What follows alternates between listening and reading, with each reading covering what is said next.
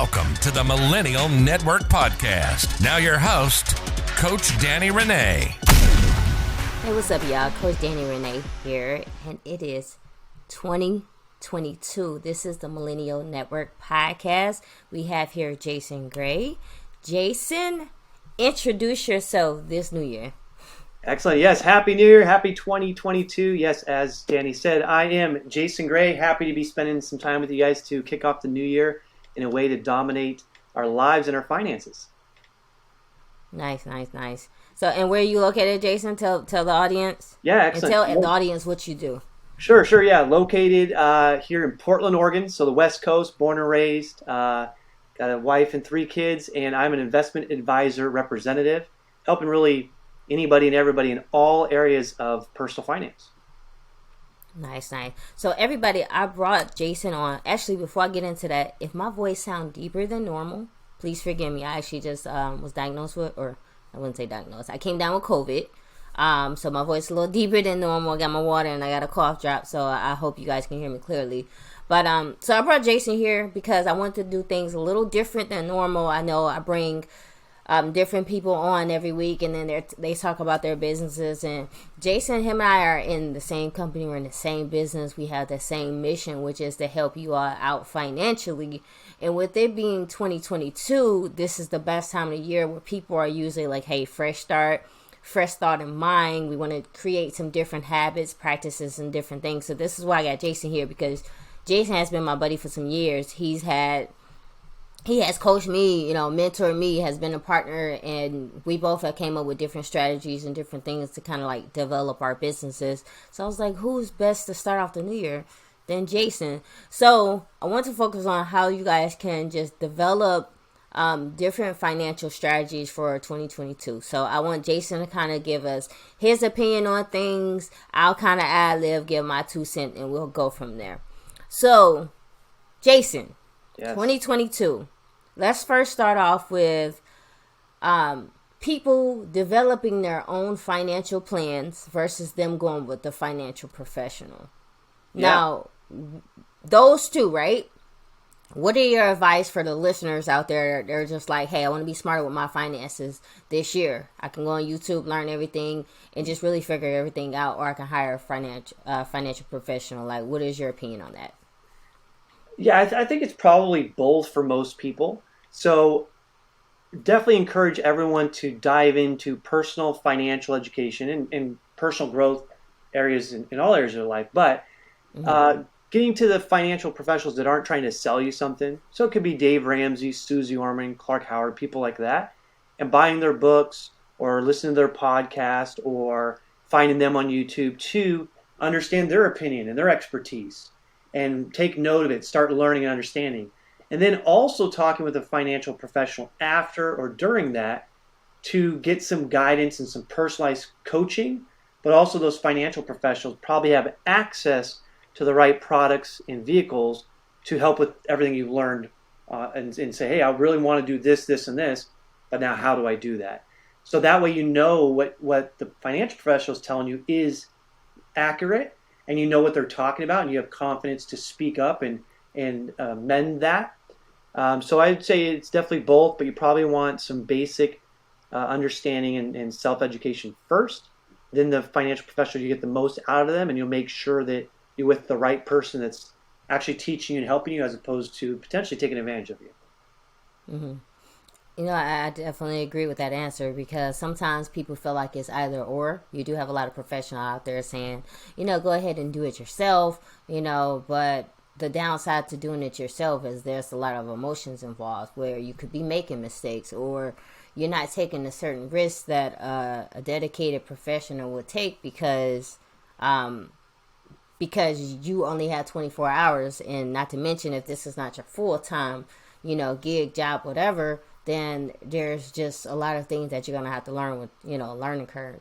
And then also like the financial professional side, it's just like with any expert, they're spending their entire time, their entire day making sure that you're in a great situation. So I like how you answer that, like just with the balance between the two. Now, like you said, Dave Ramsey, Susie Orman, Clark Howard, I do think that they give great advice, but you got to also understand what your mission is, because, you know, most of my listeners are millennials looking to find their financial exit strategy through entrepreneurship. So most of the time they have a job. So these individuals, is like, if you're going to take advice from someone, you need to take advice from someone that's giving you advice for your current situation, right? Right. So, I definitely agree with that.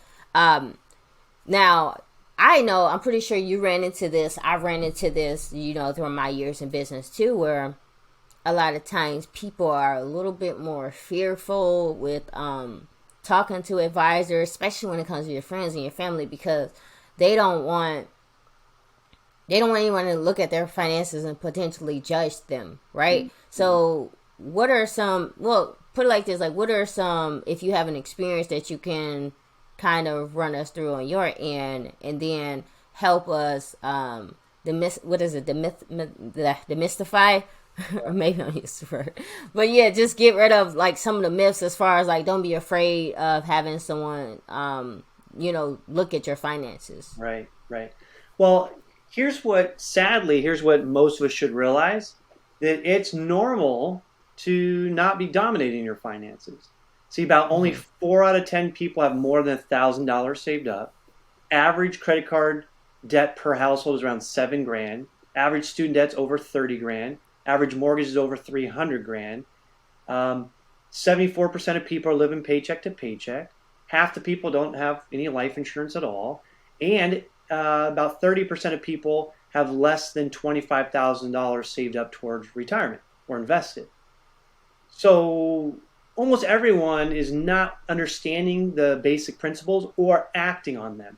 So if you're in any of those categories, instead of beating yourself up and hiding from it and feeling embarrassed and not taking action, well, that's just going to magnify and make it be worse. It's like the same thing in a marriage or relationship or parenting, where if you just bottle up your feelings or things you like or don't like and don't communicate them, it just bottles up and all of a sudden combusts to be some big, huge problem down the line, where if you address it right away, it's not that big of a deal. So one, understand that hardly anyone or not that many people are really doing great financially. But two, anyone can if they have the right knowledge and discipline, and they just make some small changes and keep making them and act on them, and then compound those over time. All those areas I just talked about and more, people will look up 2 years, 5 years, 10 years, 20 years down the road and just be doing so well that they'll be glad they swallowed their ego. They faced the music and said, okay, teach me what I don't know. Tell me how I'm doing. And for my needs and my goals, you know, where should I go and how do I get there? So whether it's a friend, a family member, a stranger, if you've done what we talked about earlier, a little bit of self-education, go to a financial professional you're referred to, or you feel like you relate to them, or maybe several financial professionals, and kind of try them out, you know, interview them, because it's not just, you know, them helping you. You want to make sure that it's the right person for you. And then you'll get on the right course to do all the things that we'll be talking about. Awesome. And I always tell people, it's just like you saying, you definitely want to make sure that you're working with the right person. Like, if the person is coming off selling and they're making recommendations to you and they don't even know what your financial situation looks like, that's somebody that you definitely want to run away from. Yeah. One of the problems that I cannot stand is that, like, I'll be scrolling on Facebook and all the social media platforms, like mostly like Facebook and Instagram, and you'll see some people be like, these are the stocks you should be investing in. And then the downside to that is there's no explanation on why. Who is the company's CEO? What has the company done these past 10, 20, 30, whatever years? You know, small cap, well, without throwing all these different terms out here. But they're always advising people. But the downside to this advice is that it's not you specific. You know, everyone's financial situation is different. You may be a little bit more aggressive. You may be older. You may be closer to retirement, even though we're dealing with millennials. But I think a lot of millennials are looking to have a lot more fun versus putting themselves up. And I remember seeing this one post, and I'm pretty sure you've seen something like this before, where it was just like, cutting out coffee is not going to make a huge difference in your finances. So go ahead and drink the coffee. You know, like they'll say like the extra $5 a day. Mm-hmm. Like, so I know my thoughts on that, but when you see something like that, as far as like cutting out coffee, $5 a day, you know, it's not going to really make too much of a difference on your finances. What do you think on that? Yeah, well, I have several thoughts on that. So first off, anything we're spending money on, or even wasting money, there's an opportunity cost. So it might only be $5 a day or whatever it is, but you could also be stepping back and saying, well, what else could I do with that? Even though it seems like a little bit of money, you add it all up and you say, wow, okay, at the end of the month, it's a good chunk. And if I were investing that or doing something really productive with it, and then you compound that over 10, 20, 30 years, lots of money. And so you start looking at that and say, okay, is that more important than the coffee or vice versa? So I think everyone should look at all decisions in that realm is what else could I be doing with the money? Just like, you know, if you rent or lease or buy a car and you have interest payments, do you want to do that or not? As opposed to maybe just investing and saving money for a few more years and then going and buying out a car. Should I go get a loan on a car that's 10% interest rate because my credit's not so good right now, or wait till my credit score is better and I get it at 3 or 4%? So we always have to be looking at all these decisions, understand what they mean and what else I'm giving up if I choose to go down that path. However, for everybody, but especially your listeners, I'm also in the realm of kind of what this person is probably saying is, screw the coffee. Who cares? You want the coffee? Go. Why limit your life as long as it's not totally harming you? Don't worry about saving $5 here, $10 here, even though that is wise. What you really need to be focused on is cash flow. How do I get my business, or however I have money coming in, real estate, investments, all the above, how do I go in 5, 10, 20, 100x that? So if someone's worried about $100 or $200 a month, why don't they go say put all their energy, instead of how do I save $20 here or $10 here or $5 here? Why don't they go put all their energy in how do I get another $1,000 coming in? Because then that $200 that you're wasting or you're using on something that others might not approve of, or they say you could do something better with, who cares? You covered that and you got 800 extra. And you take down the extreme scale as someone says, you know, I want to buy a nice Mercedes or a great house or whatever. And you want to have the mindset of, okay, if that's a goal of yours, is how can I afford that? Instead of like, wow, that's a lot of money. I don't know if I could. And then you take it the next step further is, what asset can I go expand or build or create that will pay the monthly payment on that? Yeah, maybe it's a $4,000 a month payment on some crazy house or car, but if you got another asset that you just built up that pays you $4,000 a month, who cares? It's already paid for. You don't got to worry about it. Of course, that's a much larger scale of thinking and doesn't happen overnight usually, but that's where I'm at on all that stuff. Definitely. And I definitely agree with that, because sometimes it's not necessarily, like a financial problem, a financial strategy problem. A lot of times it's an income problem, which ultimately people, I just feel like nowadays, you can find your financial exit, from your job, through just smart investing and different things like that, especially depending on what you do, how much money you make.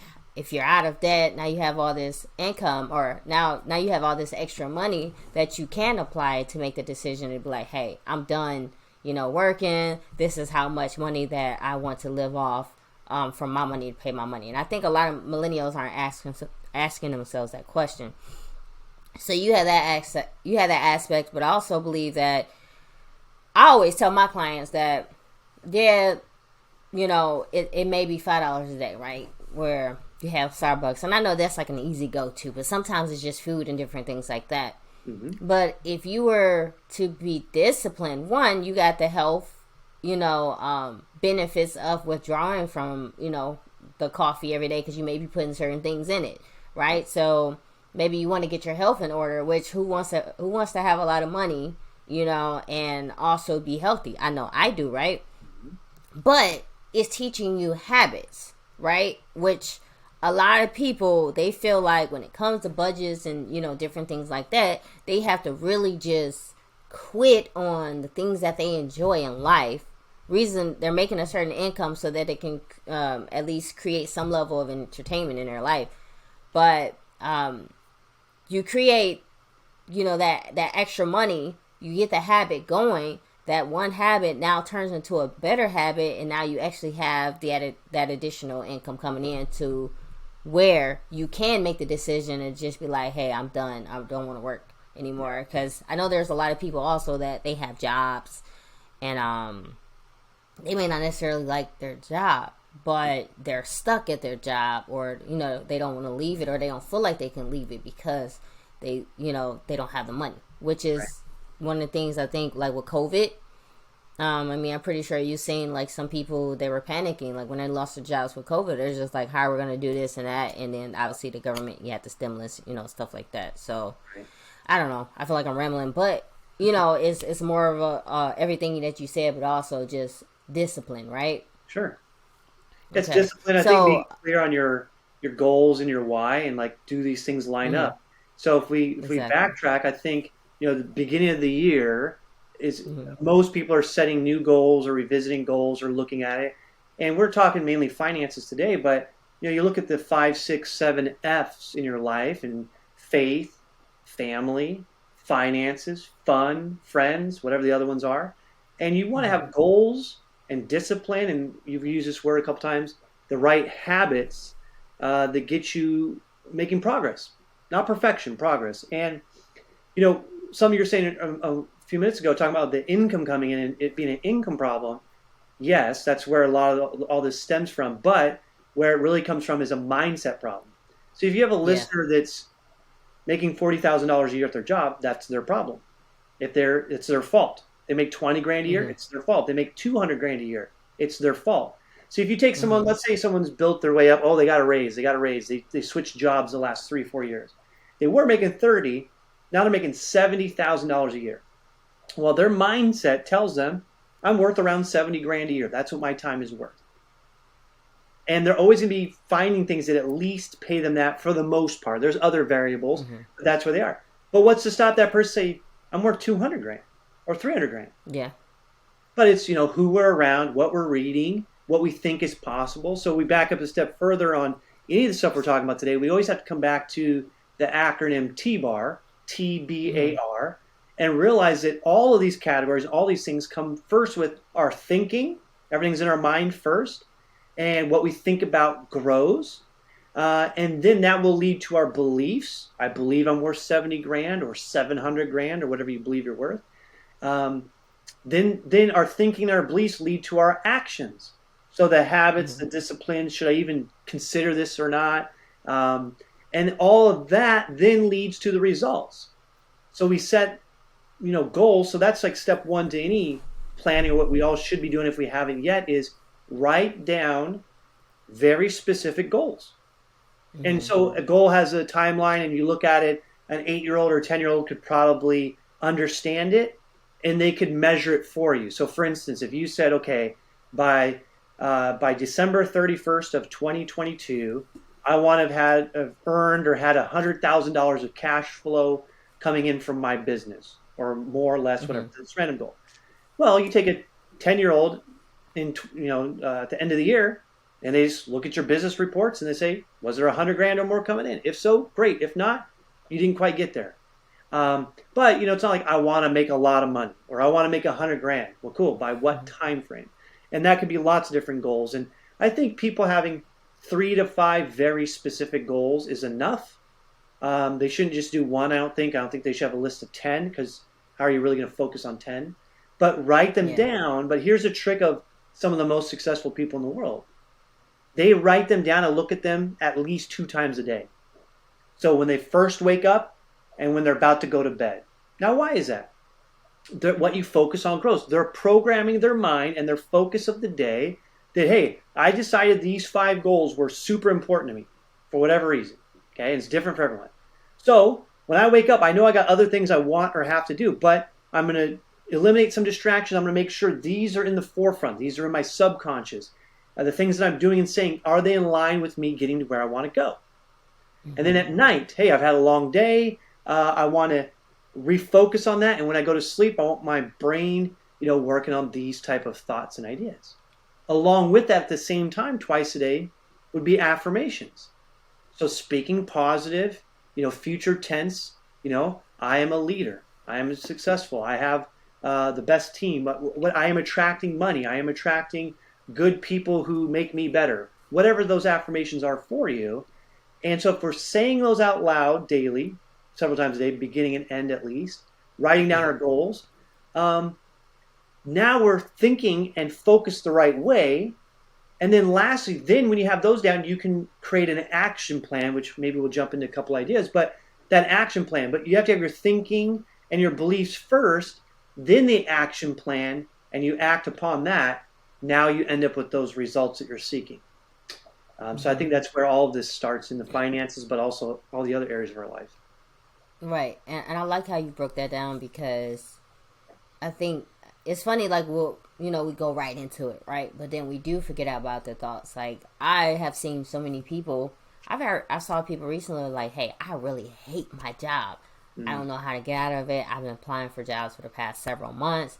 They're really not trying to pay me the amount that I'm looking for, yada, yada, yada. And I'm just like, maybe it's just because of the field that I've been in, just on my experience.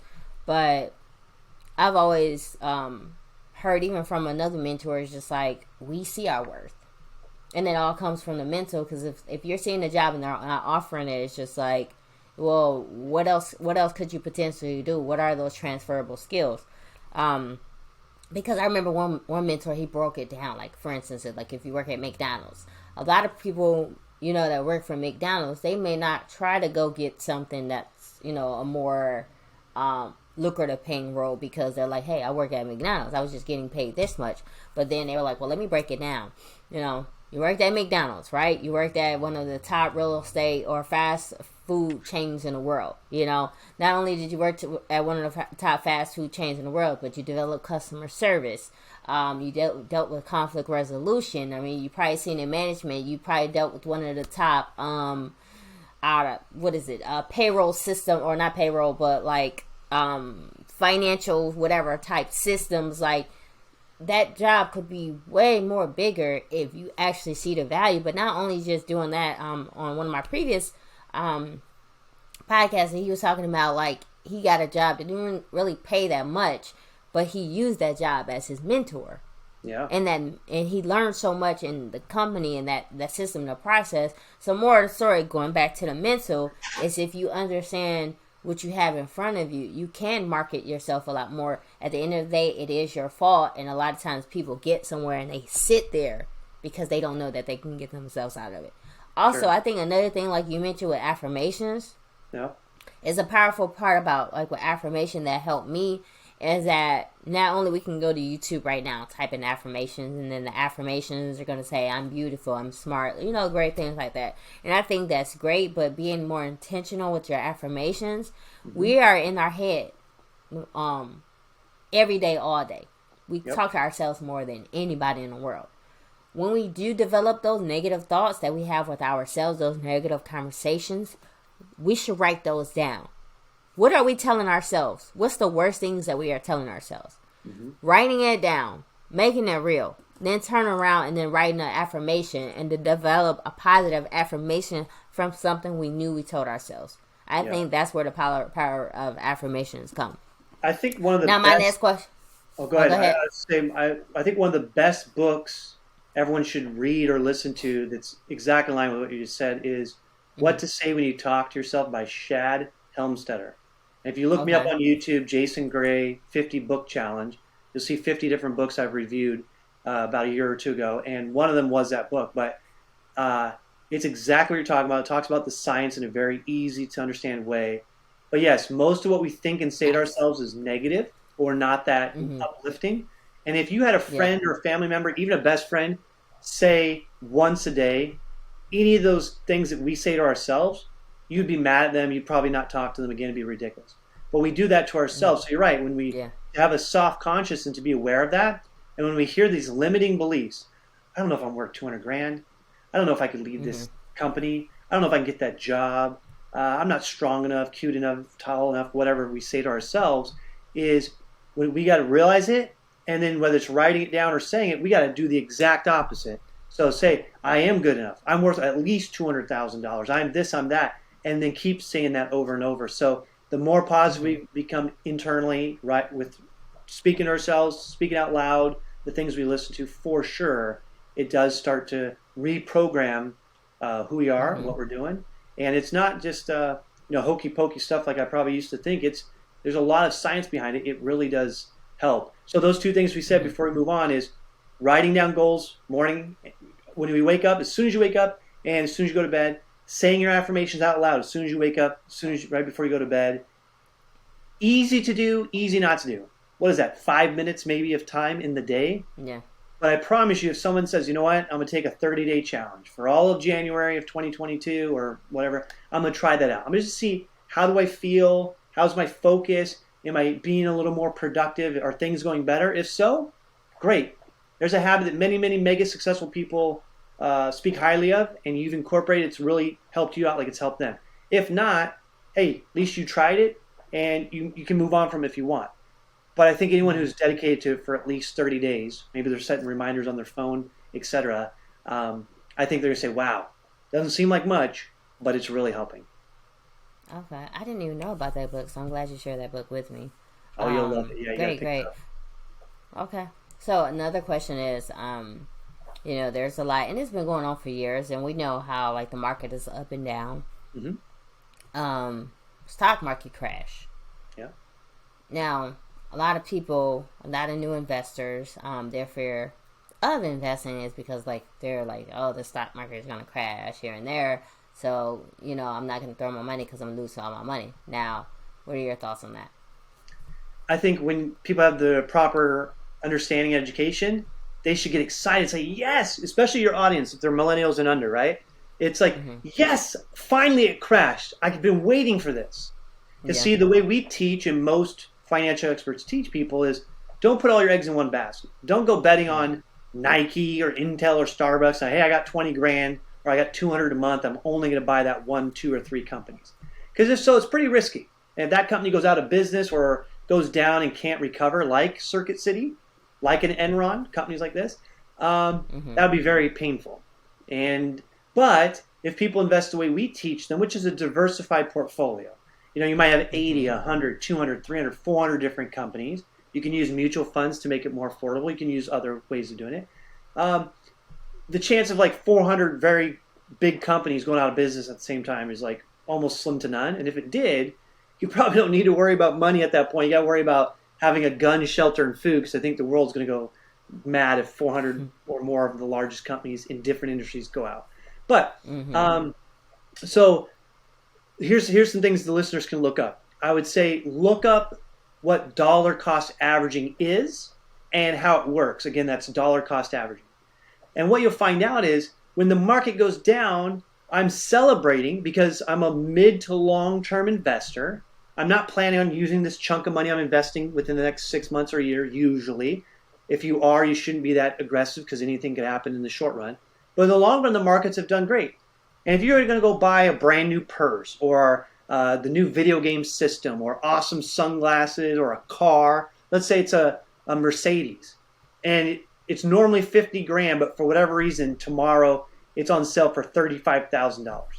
Everyone that was in the market for Mercedes would be running to grab one. They might even buy 2 or 3, especially if they felt like, for whatever reason it was discounted, it's going to soon go back to the price it was. Or just like houses, everyone understands the housing market. Hey, if I buy a $400,000 house is the market's going crazy and it's only worth $300,000 right now, ooh, it's a great buy. I'm going to buy it. The reverse is true. They bought it for 400 grand. The market has gone down to 300 grand. Most people in that house are not like, I'm selling this house, taking my 100 grand loss and moving on. No. What are they thinking? It's probably going to come back up and I'll be even, and more likely long term it's going to go up, and I'm going to make good money on this home. So it's the same thing in the stock market. What goes down usually comes back up. If you're paying, let's say, $100 a month for one share of something, but when the market crashes, let's say it is down 30%, now it's only $70 to buy that. And what you're really buying in the market is ownership.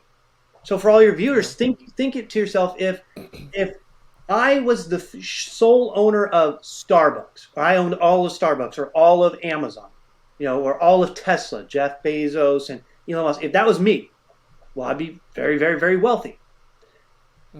You're not going to own the whole entire company, but you own slivers of it. So you could say, hey, I own a piece of Starbucks. I own a piece of Tesla. I own a piece of that. And what do companies do when they struggle? Well, they say, why are we struggling? They try to do the things we're going to talk about for people personally, but they're going to cut some costs. They're going to get more lean and mean. They're going to figure out what's going on. They're going to make improvements. And then it's like a slingshot. They usually go down and then sling back up. So Right. your new money I coming like that. yeah. And say your new money. So think about this 28-year-old and he or she's putting in $200 a month into their retirement account or their long-term investing.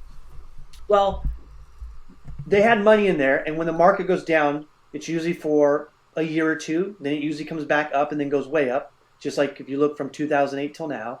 But when it goes down, their current portfolio might be valued less at the moment, but their ownership percentage is still the same. But their new 200 a month or whatever they're putting in monthly is now buying in at that discount. And they're getting more and more ownership for a lot less. And then when it recovers to just where it was, they've made a lot of money. And then when it goes up, they make a ton of money.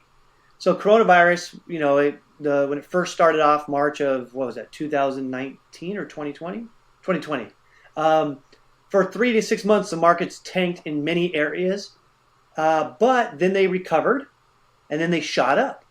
But many, many, many wealthy people knew that when they saw 30, 40% down on a lot of main industries and big to medium-sized companies, they threw most of their net worth into those.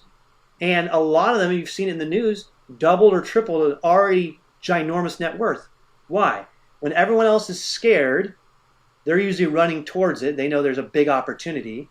And when everyone is kind of overly optimistic, they're a little more cautious. So I think that's one thing people can look at too is, what's going on? What are the wealthy doing? And when things go down, if you got extra money or you can really put more in or jump in, go for it. When things are sky high, doesn't necessarily mean it's a terrible time to get in. You just got to be cautious. So a lot of times we hear of Bitcoin or real estate, like in 2007, I think it was, whatever. And the news for 2 or 3 years has been saying, it's the best investment ever, and look how much it's skyrocketed. It was $3,000, now it's worth $30,000.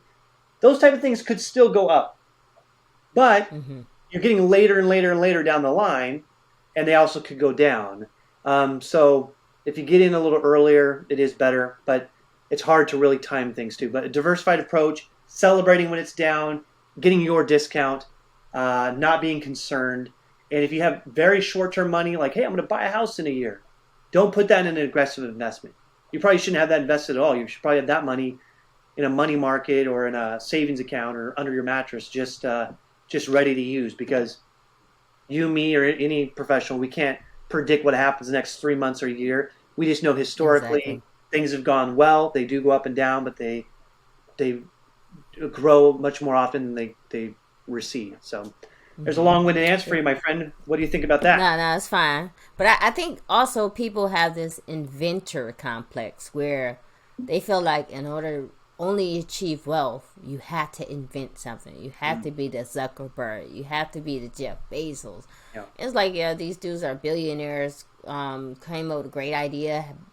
Some of them are even, geniuses. But it's just like a lot of people outside of them that are extremely successful, they didn't invent. They didn't try to chase a stock hoping that they get the cheapest price, and then invest. It's just like there's still so much opportunity in front of us.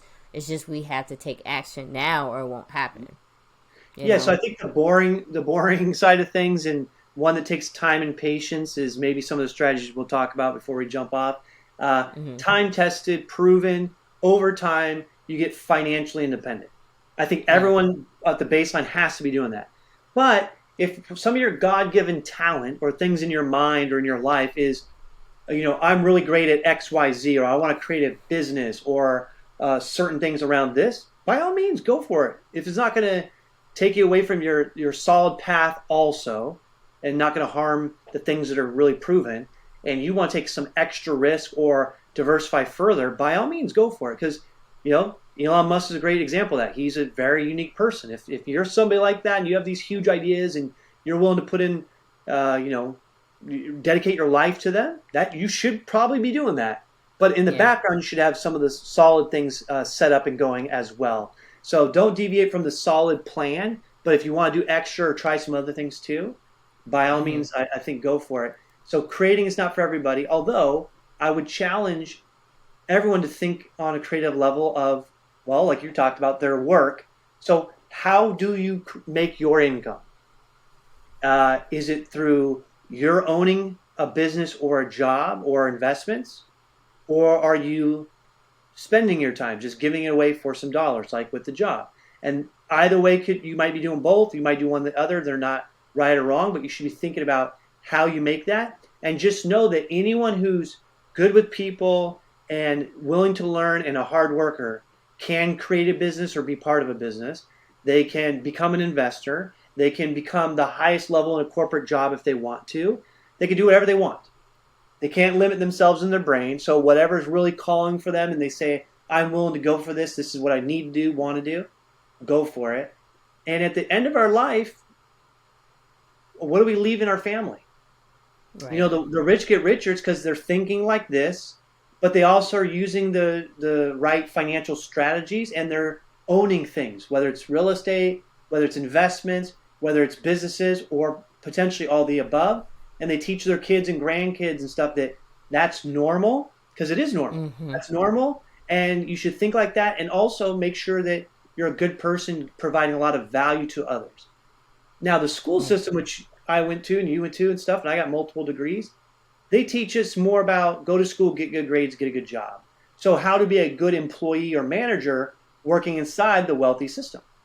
And that's what you want to do or you're most comfortable with, or you find other things that you want to put more of your time into and you want to be in that system, great, that's great. But you don't have to. You don't have to. Mm-hmm. No, it's funny you ended it with that because it's been kind of like sitting on my spirit lately. And I think I even recently watched like The Social Network, and I'm just like, he really built, Zuckerberg really built Facebook out of wanting to really belong to a group. Mm-hmm. And because he didn't get into that group, he just really he started his own exclusive group that grew to what it was. And most of us, and maybe it's a middle class mindset where, like you said, we go to school, get good grades, so we can go to college again and get a good job. And then we even down college. And I don't think it's necessarily a bad thing depending on what you're going in school for. You know, some people, like for instance, some people, the NBA, like some people go play basketball a year if they're, you know, lucky enough. Before, I think like LeBron James, Kobe, and all of that, they had to at least do 1 year in college and then they go up to the NBA. Some people don't have that luxury, so they need 4 more years to go to college to play sports. And then you have everyone else like in STEM. But if you look at a lot of these, I guess, reasons people try to send people to these Ivy League schools, or at least used to send them to these Ivy League schools, is not just to get a degree. Right. But you're putting yourself in a position to network with other professionals, or, you know, people, other successful people that are going to be successful, or they have family members successful. And that's how you create a legacy. You're not going there just for a job. Some people may be, but you're going there for the opportunities that you could potentially run into by just technically being in a club, like looking at college as a club. I think more people are thinking along these lines now, but I want that to be normal too. I think it should be normal. Maybe it's not yet, but college, in my opinion, is a bit overrated with the way people look at it. It used to be maybe for our parents and definitely our grandparents that if you had that, you were hardly any people had degrees and you were sought after and you made a lot more money and companies took care of you and you were thriving in the U.S. That's not guaranteed, and that's not really the case for most college graduates today. Now, if you're very specific, you know, I would love to be this doctor. I'd love to be this lawyer. I know the path, and I want to work towards it, and there's opportunity and good money. Great, then that's your calling. Go for it. You're going to do well. So step one for anyone considering college is, why are you considering it? What's the end goal? So everyone should have end goals in their career, their life, their business, their finances, and it's always moving, but a huge target. And then you're here and you say, okay, you know, I used to think, what's that direct path there? And that's cool, but you have to realize you have to be more fluid, and there's ups and downs on your path that teaches you and that helps you modify the goal. But whatever your heart, your gut, your mind is telling you at the moment, I should try this or risk this or go for it, I think you should. So if someone says, you know what, my parents want me to go to college, or maybe I should go back to college because without it, things have been a little rougher. That's okay. It's a good thought, but then step back and research it a bit. Say, okay, what would I study? Why? What's the job market like? Is there enough impact and money there to get there? What does that person's career look like 5, 10, 20 years down the road? Who can I go interview or job shadow that's done that to see would I want to be them in 20 years? If the answer is yes or screaming yes, oh my goodness, that's for you. Most people probably find out no. And then most people come out with a lot of student debt, and that's very harmful. Or they come out and they say, I don't even want to do anything related to what I just studied. So, but to your point, and I've got a master's of business from a great school out here, and even in that class, the most important thing you learn, well, the couple things is, number one, yes, you learn to be a creative thinker. Like, I can question things, I can see what's going on and be objective and start thinking at a deeper level. That's important. It shows that you're a hard worker. But I think the most value we all got is what you said. It's the networking. It's the professors, the people around those institutions, and the people that go to them. That if you do a good job of making friends and building and maintaining relationships, now you've got so many people to help you and you to help. And that's where people get the bigger jobs or the business opportunities or the tips or just the friendship or the guiding light or the examples of, oh, I want to be like him or her, and the warnings, ooh, I don't want to be like them. So that is the biggest value, in my opinion. It's all about the relationships there. Definitely networking. So our main thing is, like, we keep centering back to it, is planning.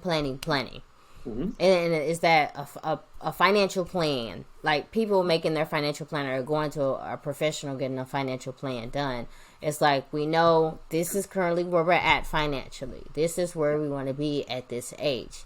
Yep. But those financial plans is still centered around everything else. Like you even mentioned, if you're going to go to college, what is your plan? What's the point that you're going to get out of it?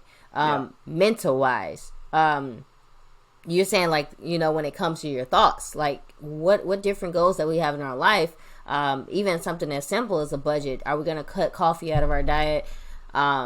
Just to save money, or is it going to impact our health? Like, where do we want to be, even fitness, which is why I want to do this, because it being 2022, top of the year, fresh, new year, fresh, new start. Everything comes down with you taking a moment, stopping, and trying to assess where you're at when you want to be.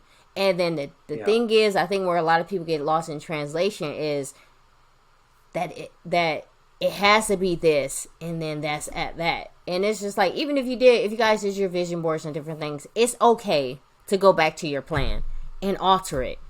I hired an accountability coach. I didn't even know these exist. But the accountability coach, the biggest thing that he taught me, and he just made my life so much easier and more simpler, is just making everything a lot smaller. So if I was like, for instance, reading is a big one. Everybody's like, I want to read 4 books a month, but you haven't read anything last year. Yeah. And it's just like, sometimes it may not be 4 books a month. It just may be, instead of you saying I'm going to read an hour or 30 minutes, he was like, read as little as like 10 minutes. You know, if 30 minutes is too much, do 10 minutes. And be okay with having a conversation with you. Like, even when it goes to the gym, be okay if you're going to say, I'm going to work out, you know, this many times a week. Hey, start off with, hey, I'm going to work out, I'm going to walk 10 minutes a day. Like, something, if you start with something small, that small doesn't necessarily have to be your daily goal, but you can always do more than that 10 minutes. So, we're talking about planning. What is, and I can already know what you're going to say, but I want our listeners to hear, what is a great plan, foundational plan for good finances? Yeah, it's a great question. So I love what you're just saying there about the small steps too, and it's in our financial plan, but also in all these areas of life, is start where you're at and just make progress. Build on it. You know, you see this picture above me, it says get 1% better each day. Just keep working at it. You need small wins to what? Build your belief. It's your thinking belief. I can do this. I am on the right track. And yeah, you might have a 10-year goal of something humongous. You break that down into yearly, to monthly, to weekly, to daily. take action, you're good to go. So most people spend more time planning a date night or a wedding than they ever do their financial lives or other serious areas. Yeah. So yeah, I love what you said. Take a pause, write out the plan and the action steps, implement them, and then keep adjusting as need be. If you have friends, mentors, coaches, accountability coaches in your life, or if you haven't and you struggled, maybe get them and see if that helps. So in the financial life, same thing. First off, you have to assess where you're at. And so a simple tool is one, creating a budget, but also looking at what's working, what's not working, where do you feel stressed. So a lot of families, they're living paycheck to paycheck. So if they made more money or if they freed up, let's say an extra $500 to $1,000 a month and they kept the same budget, they'd be like, oh, okay, I can breathe a bit, okay? And then, detailing out, what's really going on there. So the budget and figure out, okay, this is 2022. We're sitting at, let's just say $5,000 in emergency fund or in savings, and we don't have much money left over. We feel like we've used our credit cards too much last year. And where would I like to be this time next year? Well, I'd like to have enough money for a house down payment. I want to have the credit cards paid off, and we want to have $5,000 for a family vacation or something like that. So they got some very specific goals. They kind of know their pain points, what's really going on right now. And then they need to figure out, okay, well, how do I start getting towards those? What changes do I make? So the planning, the ideas, the goals, the budget, you have to know that stuff first. Then let me stop you right there real quick. I want to add this part too, Jason. Yeah, because I didn't know how many people struggle when it comes to budgets, right? A lot of people are like, it's the hardest thing, but I think the best way you can do a budget is you got to understand how much are you getting on your paycheck each week, each month, or just say each month. How much money are you bringing on your paycheck each month? And if you are not using cash, which some people use a budgeting cash technique, but if you're using your debit card, your credit card, which most people are nowadays, is go to your bank, log in, print out that statement. And then it's going to take work. But if you really want to be somewhere financially, is you have to work, or no one else is going to do it. People say they want to win the lottery and do all this investing, but you can't win a lottery and do all this investing if you can't do the simple thing as far as yourself. So print out your statements, maybe for the past 3 months, and track your habits. How many times did you eat out? Write that in the food category, your grocery category, different things like that. That, to me, is the best way to create a budget. Budgeting is not necessarily rocket science. Science is not hard. It's apps out here. But I think what makes it harder for so many people to create it is that they just don't take the time to do it. So I'm sorry, Jason. Go ahead and finish. I love that. I think, and you might know some apps, and I don't know if this one's free anymore, but years ago I used an app when I was first learning about what you were just talking about. It was called Mint, Mint. Yeah, I love Mint. Yeah, that's what I use. So yeah, is it free still, or do you have to pay for it? Yeah, it's free, and you can add, if you use credit cards for like points and different things, and add all of those, and it categorizes it, and then some things may be miscategorized, but you can go in there, change it up, and then you see what you're spending. So Mint, everyone should check that out. It's free, and like I said, it does a lot of budgeting or breaking out stuff. You can set goals. You can really see, because again, what you focus on grows. If you ignore the problem, it usually gets worse. But you start setting a goal of, I'm only spend $300 a month on eating out and coffees and all that. And you start seeing 470, 460. Whoa, I got to stop. I got to slow down. It just helps. It's small little changes that will build better habits. So that's great. This is just, when you're talking about budgeting and the money in and money out, I think Robert Kiyosaki does a great job of changing balance sheets and things like that a little bit better than others, and looking at what's truly a liability and what's truly an asset. And if you guys haven't checked it out, you can read his books, but I would say everyone should check out the board game called Cash Flow. Have you heard of this, Danny? Cash Flow. Wait, no. Yeah, Cash Flow, yeah. They had the app, too, on the phone. I remember I played that years ago. Okay, yeah. So you might find it online. You might find it on the phone. It was a little expensive to buy the board game, but they have like Cash Flow and Cash Flow Part 2. Reminds me a little bit of Monopoly, but different. A little bit of math, a little bit of tracking, but it will help with the mindset of all of this type of stuff and helping you get financially independent. So I'd recommend that game for anyone to check that out. Okay, so we've got some budgeting. We're using some tools, whether it's ourselves, our bank statements, Mint, or all the above, to get a picture of where we were, where we're at, and then start thinking about where do we want to be, okay? And then you look at the financial tools that you have, which you have to have the proper insurances in place. That's your defense. So I'm going to talk about all this as like football. A great football team to win a championship needs offense, defense, special teams.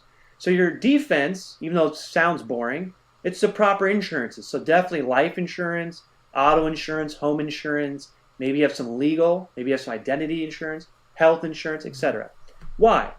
Because if something happens tomorrow, and you're doing all these great things we're about to talk about, but something happens to you tomorrow, now you're bankrupt or you're miserable or you can't instantly repair what needs to be repaired. So having the proper insurance in place, very important. At the same time, the offense, having at least 3 types of accounts going at all times. The one would be the emergency account.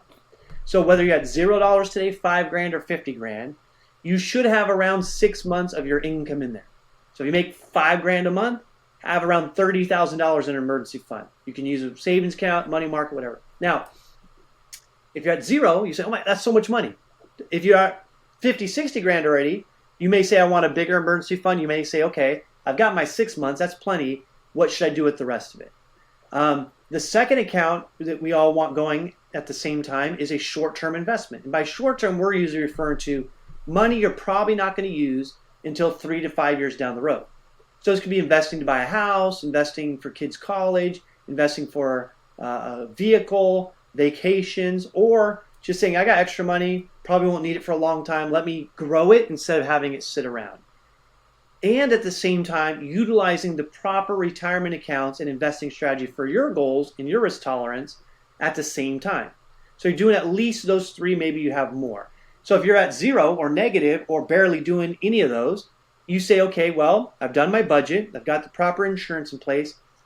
My budget says I can afford at least $150 a month towards my investing and saving strategy. Well, maybe split up 50, 50, 50, or split it up 3 different ways, some way, somehow. Your financial professional can help you and really see your risk tolerance and your goals and all that. But you start where you can, and one of your goals should be, I want to increase this. And as a rule of thumb that Danny and I teach people and talk about is you want your money working harder for you than you do your money. Just as important as your bill paying your rent or eating, you should have paying yourself first just as important. So, hey, I'm not going to go without paying my mortgage. I'm not going to go without paying my food bill. I'm not going to go without paying myself first, X percentage. And that percentage, you have to decide what it is. But most people need to be investing at least 10% of their income.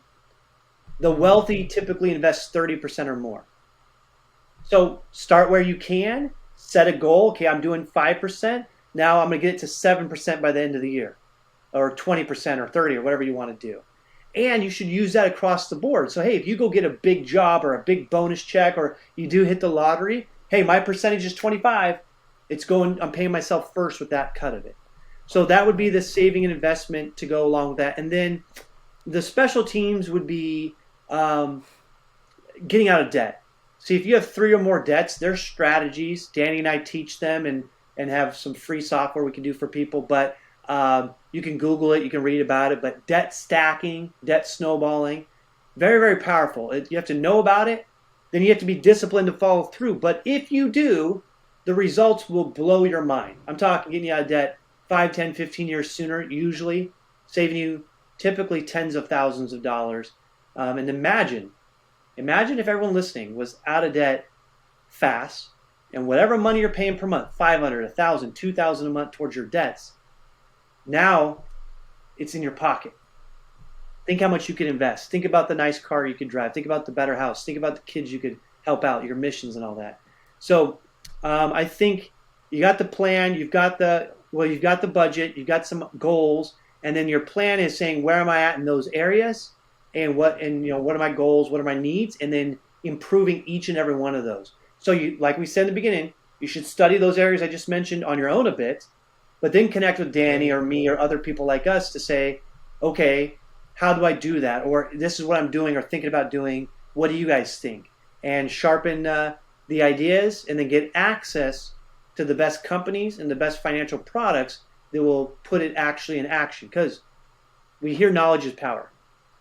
I don't really believe in that as much. I think it's helpful, but it's applied knowledge. You can know about all this. You can go research Rule 72. You can look at dollar cost averaging. You can know all about Bitcoin, all these other things. But if you don't take the right action, 10 years from now, what's changed? Nothing. You just look back with regret like, man, I thought of that, or I knew of that, or I wish I would have started. Don't be that person, because that was me. Right. I didn't start or learn this stuff till I was 30. I wish I would have known this in my teenage years or my early mid-20s, because things would be fantastic. Right. I agree. Yeah. Same with you. Nice. Did you add anything to that, Jenny? I would also say, even though like you don't typically find a financial advisor necessarily doing this, but on top of your debt is also understanding credit wise, like just having constantly looking at your credit. Like he did mention identity protection, but there are companies that will actually be sitting on your credit report, causing you like a lower credit score. And then obviously it's so much more to go into credit. But obviously this, we'll do another episode for that. But something as simple as that is reasons why you are getting, your interest rate is ridiculous, or your credit could have been a lot better throughout time. And then, we can recommend strategies to where, like a new friend, for instance, she was her car was down or whatever, and she was thinking about getting another car, different things like that. And I was just like, hey, go ahead and refinance. And then it's just like she was able to refinance, and I think it cut her payment in half. But also, if you're already used to not seeing that money, then keep adding it towards the car or whatever bill that you have. And obviously we walk you through it and seeing if that's the best option for you. But now her car would be paid off a lot faster than it was scheduled to pay I love off. that. So the point is that right.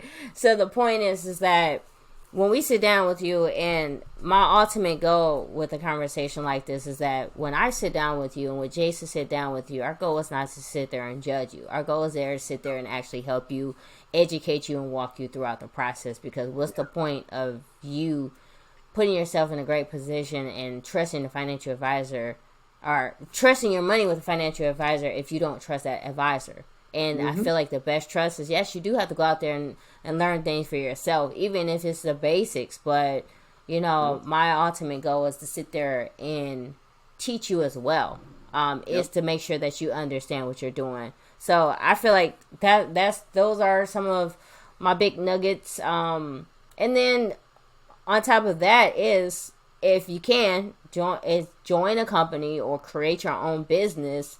Yeah. And again, I think we kind of went over a little bit with the tax. I'm saying a lot, but with the tax podcast episode, to where if you're at least have a business on the side, whether it's something that you really want to do or something just for extra cash, or even something for $10.99, put yourself in a position so that you can lower taxes, so that you can not pay as much taxes, so that you use a phone. Every day. We all use phones every day. We all using our internet every day. But if you're just a regular employee, you don't have the same advantages of a business owner. It's unfortunate that our government really takes care of business owners. So when a lot of people are out there, they're like, tax the rich. Well, the rich most of the time are protected because they don't receive their income in a form of a W-2. They receive their income in a form of a business. So you can't tax. Think about it, like, I think Warren Buffett and, all these billionaires that we're talking about. They're billionaires because they own companies. Their salary is $1. So it's put yourself in a position, even if you can't do it with your job, at least put yourself in a position where you have a business, whether part-time, spare time, something to where you don't have to keep giving Uncle Sam all your money. So that's the best advice I have. You have any last minute things, Jason?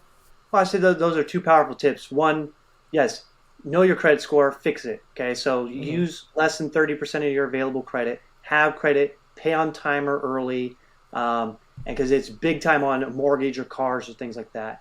And everything you're just talking about, yes, every single person should have a business. Might be a side business you barely put a tiny bit of time into, right, but it's going to give you a lot of tax write-offs, and it's also going to give you other benefits. So those two things to go along with what we were talking about, and implementing those tools. Very, very, very powerful. And hey, what better time than the start of 2022 to say, I don't know anything about that, but let me go look into it right away and get something going, or talk to Danny or talk to whoever and get something going. So yeah, great tips there. Definitely. And then obviously Jason, he can be reached virtually. But how do you want people to reach? And you did mention your YouTube as well. I think you do book reviews and whatnot. Yeah. So Instagram's a great way to connect with me if you want a conversation, ask questions. It's Jason Gray 503. That's Gray. So Jason Gray 503 on Instagram. I believe that's my YouTube as well. And you can also look me up on YouTube as Jason Gray 50 Book Challenge. I read 50 books 2 years ago and reviewed all of them, all around personal development, business, and leadership. If you like that stuff, check it out. And again, working on my thoughts and beliefs and helping others do the same.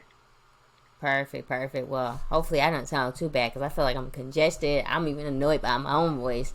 But I appreciate you, Jason, great. as always. Thank you for coming by.